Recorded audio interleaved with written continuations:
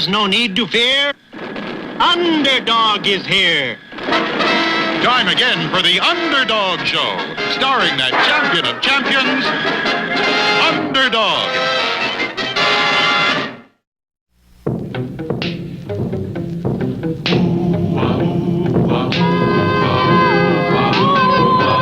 When criminals in this world appear and break the laws that they should fear and frighten all who see or hear, the cry goes up both far and near for Underdog.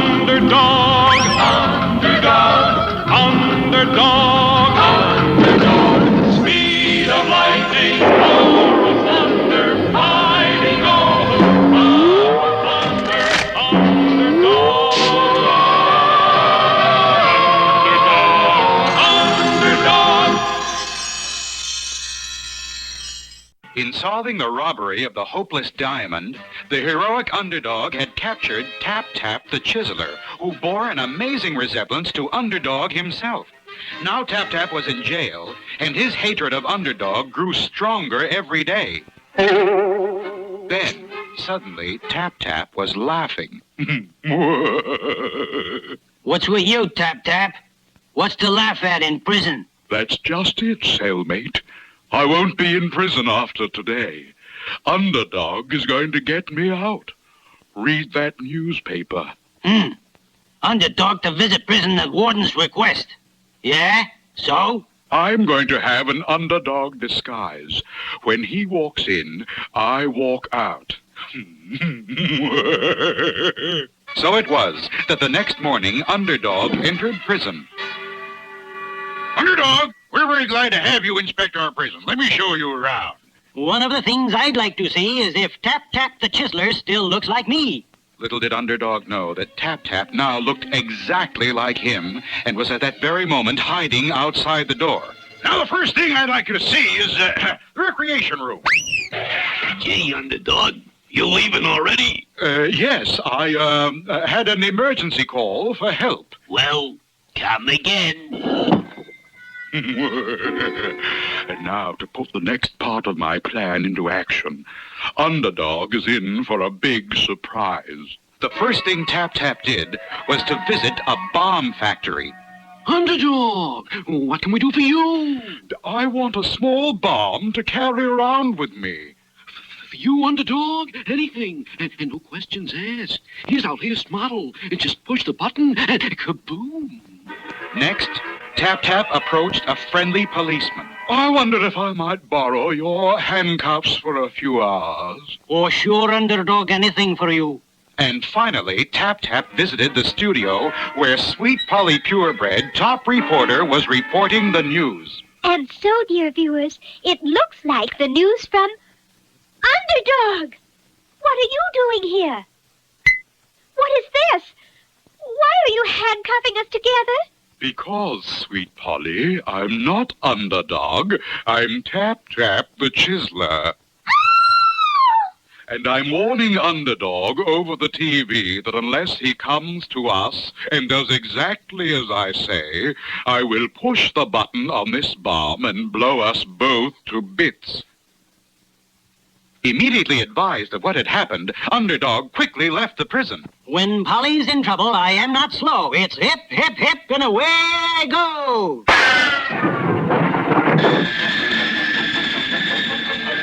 You thief! Underdog will never do as you say. Just wait till he gets here.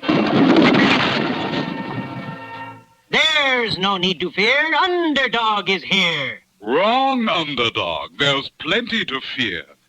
Sweet Polly is handcuffed to me, and if you don't do what I say, I'll blow us both to bits. For just 1 minute, I'll listen to you. What evil deed would you have me do? First, bring me $1 million from the bank, then promise you'll never bother me again. Don't do it, Underdog. Underdog pretended to think it over, but actually he was using his cosmic ray vision to melt the chain of the handcuffs. Then, like a bullet, he flew at Tap Tap. Oh, Underdog, are you hurt?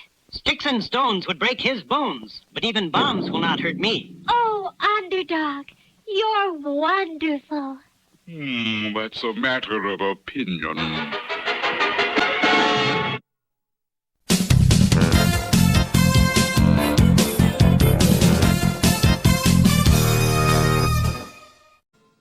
One quiet afternoon at the Megapolis Zoo, Chumley was deep in thought, and Tennessee Tuxedo was deep in The Wild West. What a place. Cowboys and Indians.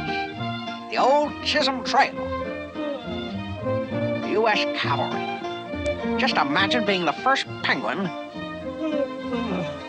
on the western frontier. Sergeant Tennessee Tuxedo reporting, sir. What are your orders, General Livingston?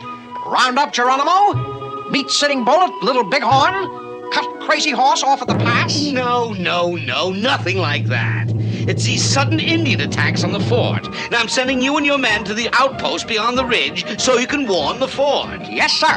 And remember, we're depending on you to give us the warning. I don't want any more surprise attacks. You can count on me, General. Tennessee Tuxedo will not fail. All right, men, mount up. Forward! Oh! My office! Wait! All right, men, how will we get our warning message to the fort? why don't we do sort of like the Pony Express, huh?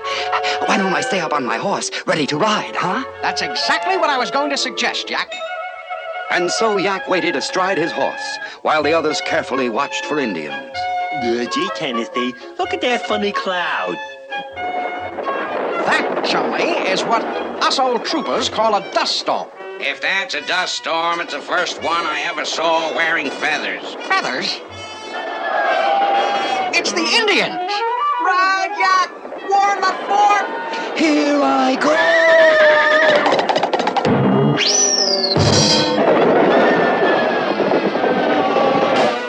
Well, Corporal Tennessee, what have you to say for yourself? This time, Tennessee Tuxedo will not fail. Ye better not. Men, we've got to find a better way to get our warning to the fort. Gee, Tennessee, I read in a book once that Robin Hood and his men used to send messages on the end of an arrow.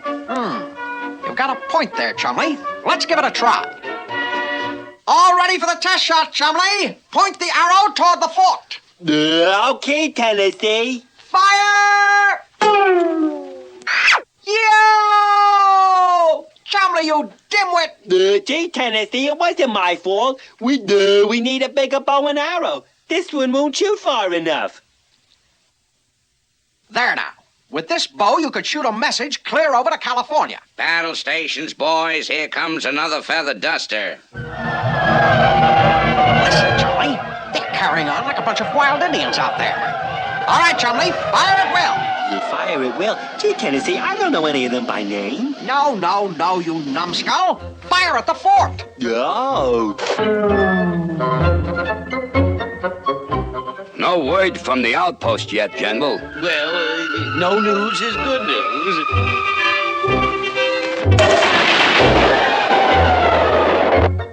All right. Private Tennessee, if those Indians get by you with another surprise attack, I'll put you in the guardhouse for 6 months. Believe me, General, this time Tennessee Tuxedo will not... Oh, shut up. Man, I think the General is getting a little bit upset. Chumley and I are riding into Dodge City to see the one man who can help us. Come on, Chumley. Soon our heroes arrived at the office of Phineas J. Whoopi, the man with all the answers. So you see, Mr. Whoopi, I'll end up in the guardhouse if we don't find a surefire way to get our message to the fort. Well, if you want a surefire method, you might try smoke signals. Oh, get it? Oh, yes. Well, what you need is a telegraph. Tele what? The telegraph. It was invented by Samuel Morse in 1840, and it greatly speeded up communication. How does the telegraph work? Well, why don't we make a simple one for you right now? First, we take a flat piece of wood with a small block of wood nailed on it. In front of the small block, we put in 2 iron nails with insulated wires wrapped around them and joining them together. Get all this down, Chumley. Check. Now we nail this T-shaped piece of iron onto the block of wood so the top of the T is over the nails. Gee, Mr. Whoopi, that looks so easy even I could do it. Of course, my boy. Now this is what is called our sounder. It receives the message. So from it, we run our wires and then build our message sending device. That's the part we'd need in the outpost. Exactly! To build the sender, we use this small square of wood, 2 thumbtacks, and this small strip of flexible brass or copper. We put one end of our wire under the end of our copper strip and tack it down on the wood. Then we bend up the other end of the copper strip. I still don't see how it works, Mr. Whoopi. Patience, my boy, you'll see. Now here, under the up end of the copper strip, we tack down a piece of insulated wire. Check. Then all we have to do is take the wire from our receiving device and attach it to a battery. And then do the same with the wire from our sending device. And whoopee! We have our telegraph. But how does it work? Very simple. This copper strip is our key. Just press it down on the tack, and it completes our electric circuit. Look! That T-shaped piece of metal hit the nails and made noises. Exactly! When our key completes the electric circuit, current flows to our nails and makes them magnets. And they pull down the sounder, the T-shaped piece of metal. Can you send real messages, Mr. Whoopi? Of course! Using this Morse code, you can send dots and dashes from your outpost. Someone else at the fort, using this same Morse code, can listen to the sounder and write down what letters the dots and dashes stand for. Zowie! All we've got to do is run wire from the fort to our outpost. Phineas J. Whoopi, you're the greatest. Quickly, Tennessee and Chumley hurried back to begin putting up their telegraph wire. All right, Chumley. Hold this post steady while I climb up and hook on the wire. Okay, Tennessee. Now hand me up that hammer, Chumley. But I... No buts, Chumley. Just hand it up. Okay, Tennessee.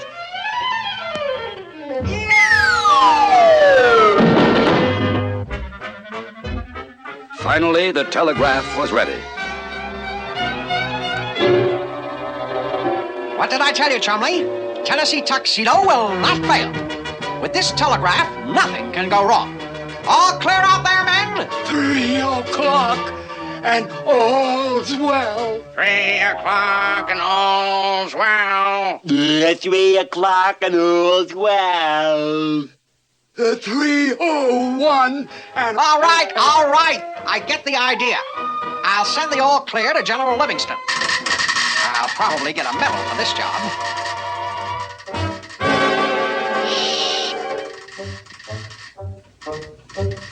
But what does the message say? The outpost reports all clear. Good. I'm glad to see those boys are finally on the alert. And for completely failing in your duty to warn of the Indian attack, I order you banished from the fort. No, not outside the fort. The Indians! No, let me in! Let me in! Let me in! Let me in! Let me in! Gee, Tennessee, what were you doing outside? You woke me up. The next time you fall asleep, stay out of my dreams. What did I do wrong that time?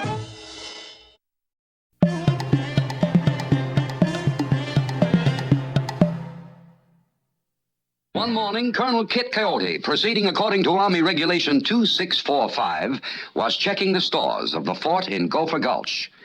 50 bags of beans. Check. 4 barrels of crackers. Check. 3 jars of honey. 2. I said 3. T-H-R-E-E-E. Begging the Colonel's pardon, but there's only 2. T-O-O-O. We've been robbed. Look around for clues, Sergeant. Well, here's a lot of clues, Colonel. Indian tracks, plain as day. It's those Gopher Indians. I knew it. After them, Sergeant. Colonel Miss Honey. Soon he be on our trail. You got him planned?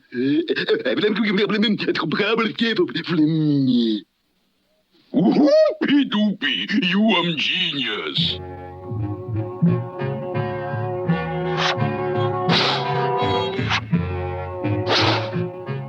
Uh-huh. Sergeant, the trail leads right into that hollow log. We've got them now. I wouldn't be too sure. Nonsense, Sergeant. Follow me. Charge!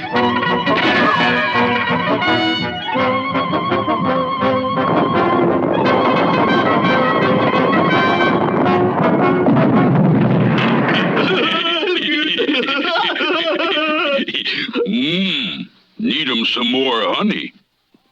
All right, Sergeant. Let's get on with the checking. 2 jars of honey. 1. 1? They've struck again. I'll catch those 2 if it's the last thing I do.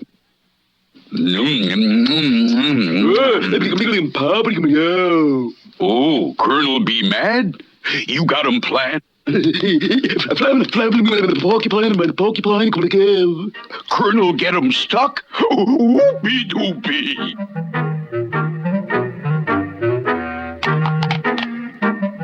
Look, Sergeant, behind that bush. Indians. Let's go. Begging the Colonel's pardon, but I think we ought to check first and... Nonsense. Army Regulation 6245 specifically says, when in doubt, shout. Charge!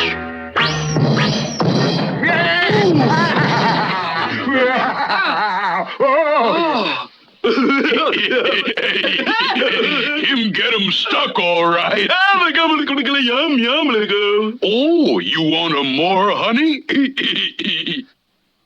All right, now let's get on with the job. 1 jar of honey. No jars of honey. No jars! They've done it again! I can't stand it. This is the last straw. Back on the trail, Sergeant. Nothing's going to stop us this time. Colonel be 'em very mad. We take 'em all the honey. Him be hot on trail. We get 'em help? Where? Whoopie doopie. You 'em sharp today.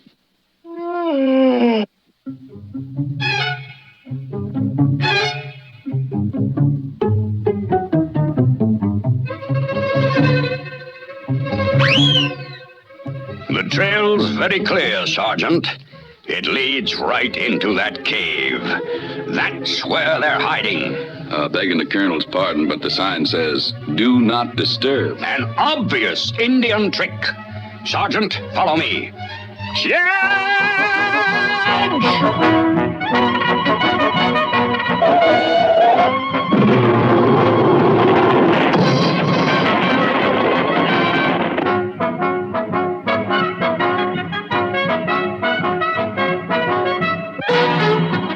You all watch our next adventure. It ought to be a honey, too.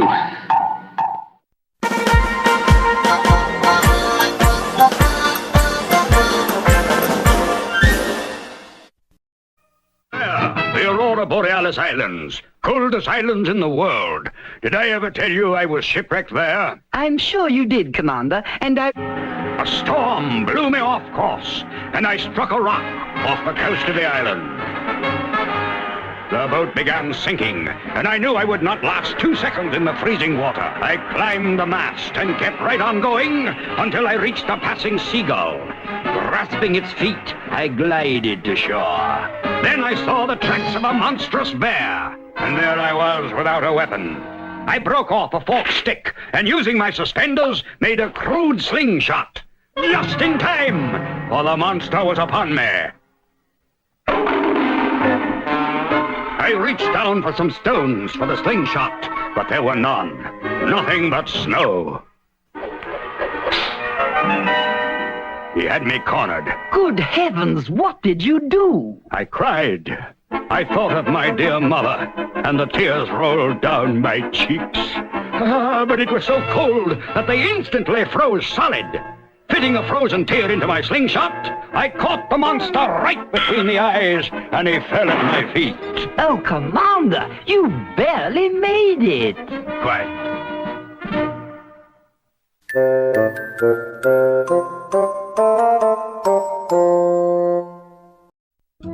Well, Tutor? Why is you carrying the big stone? That's what I want to talk about, Mr. Wizard. You see, I figure I should have been one of those Stone Age fellers living long time ago. Well, I tell you, Tutor, maybe you like, but I think not. I think you wish you was home again soon.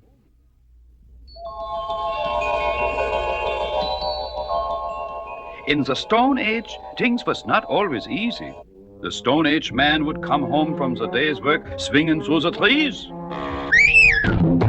And at the cave, his wife would greet him.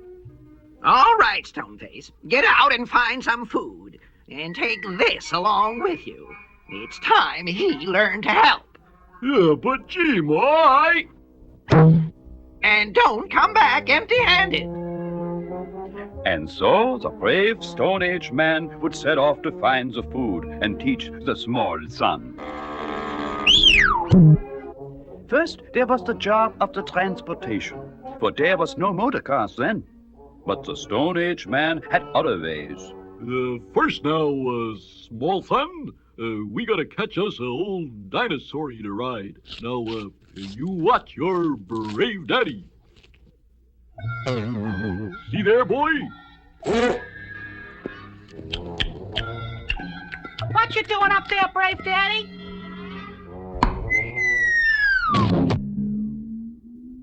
Another way to catch the dinosaur was the high cliff trick. With this one, the Stone Age man would wait until the dinosaur came by below. Now watch this close, small son. The Stone Age man would leap and land on the... Something must have gone wrong, brave daddy. If at first he did not succeed, the Stone Age man would try again. But the Stone Age man would not give up the battle. There's, small son, your brave daddy never fails. Sometimes the hunting for the food was done on foot. The Stone Age man would make the huge bow and arrow. See here, small son, I hook this rope around me with the other end on the arrow. And then I... That's all, small son. Easy as... Gee, brave daddy, that was a big one. Too bad he got away. Let me try. Wait, the rope is... We got him, brave daddy. Hold on to him.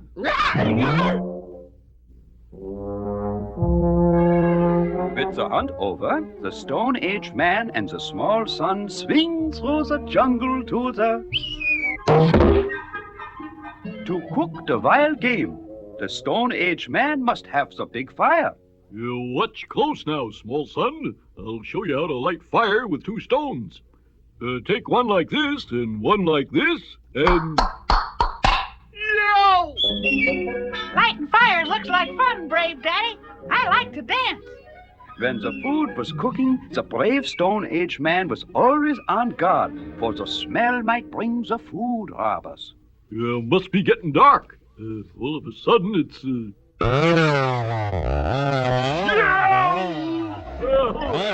Help, Mr. Wizard! Help! Well, here I go again. Drizzle, drazzle, druzzle, drone. Time for this one to come home. Oh.